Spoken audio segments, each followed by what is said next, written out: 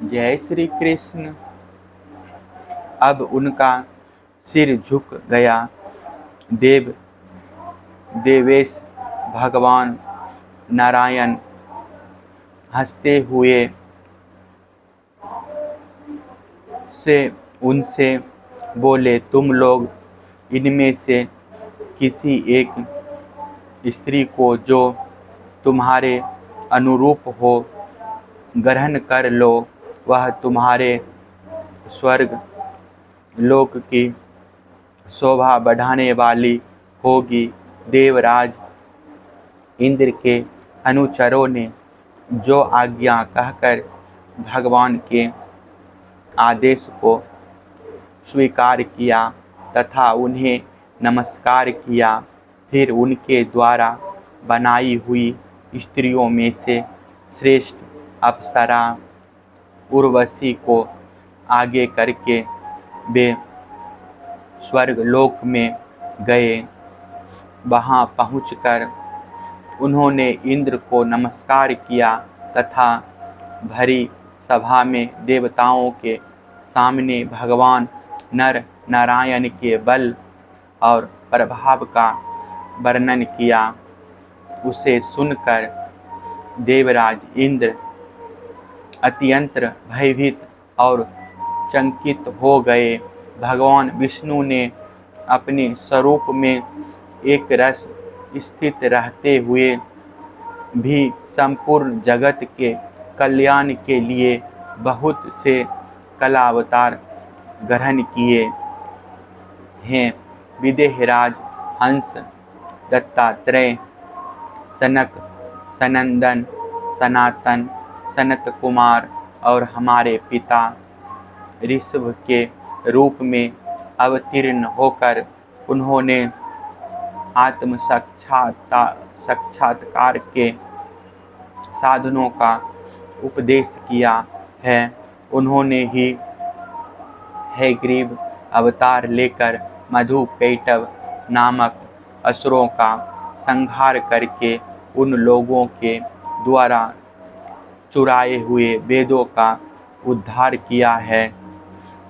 प्रलय के समय मत्स्यावतार लेकर उन्होंने भाभी, मनु, सत्यव्रत, पृथ्वी और औषधियों की, धान्य आदि की रक्षा की और वराह अवतार ग्रहण करके पृथ्वी का रसातल से उद्धार करते समय हिरण्याक्ष का संहार किया।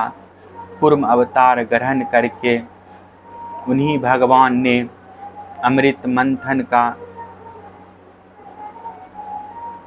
कार्य संपन्न करने के लिए अपनी पीठ पर मंदराचल धारण किया और उन्हीं भगवान विष्णु ने अपने शरणागत एवं आर्त भक्त गजेंद्र को ग्रह से छुड़ाया।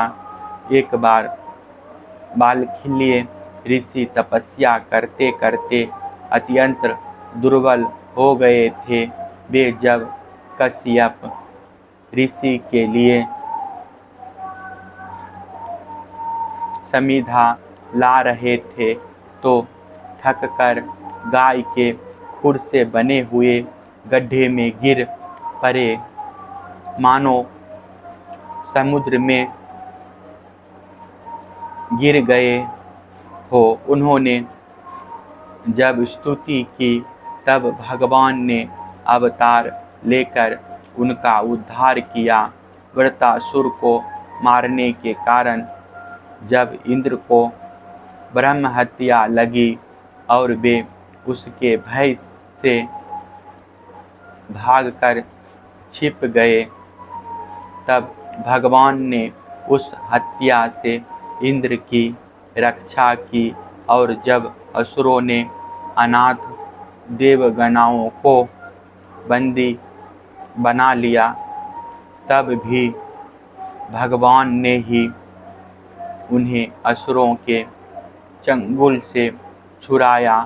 जब हिरण्यकश्यपु के कारण प्रहलाद आदि संत पुरुषों को भय पहुँचाने लगा, तब उनको निर्भय करने के लिए भगवान ने नरसिंह अवतार ग्रहण किया और हिरण्यकश्यपु को मार डाला।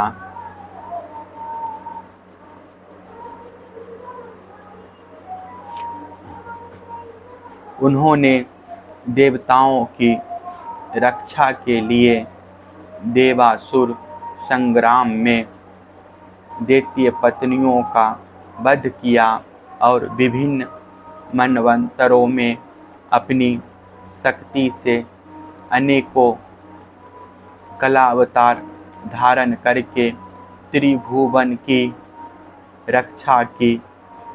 फिर वामन अवतार ग्रहण करके उन्होंने याचना के बहाने इस पृथ्वी को दैत्यराज बलि से छीन लिया और अद्यतन देवताओं को दे दिया।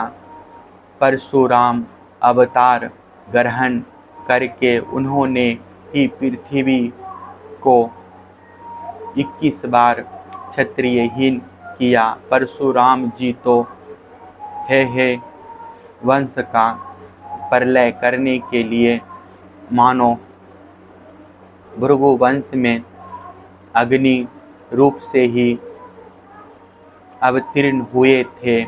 उन्हीं भगवान ने रामावतार में समुद्र पर पुल बांधा एवं रावण और उसकी राजधानी लंका को मटियामेट कर दिया। उनकी कीर्ति समस्त लोगों के मल को नष्ट करने वाली है। सीतापति भगवान राम सदा सर्वदा सर्वत्र विजयी ही विजयी हैं। राजन, अजन्मा होने पर भी पृथ्वी का भार उतारने के लिए वे ही भगवान यदुवंश में जन्म लेंगे और ऐसे ऐसे कर्म करेंगे जिन्हें बड़े बड़े देवता भी नहीं कर सकते। फिर आगे चलकर भगवान ही बुद्ध के रूप में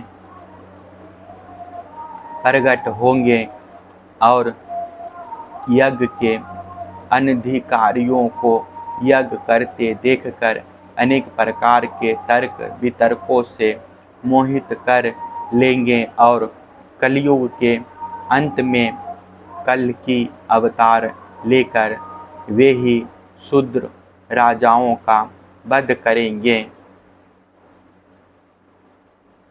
महाबाहु विदेहराज भगवान की कीर्ति अनंत है। महात्माओं ने जगतपति भगवान के ऐसे ऐसे अनेकों जन्म और कर्मों का प्रचुरता से गान भी किया है।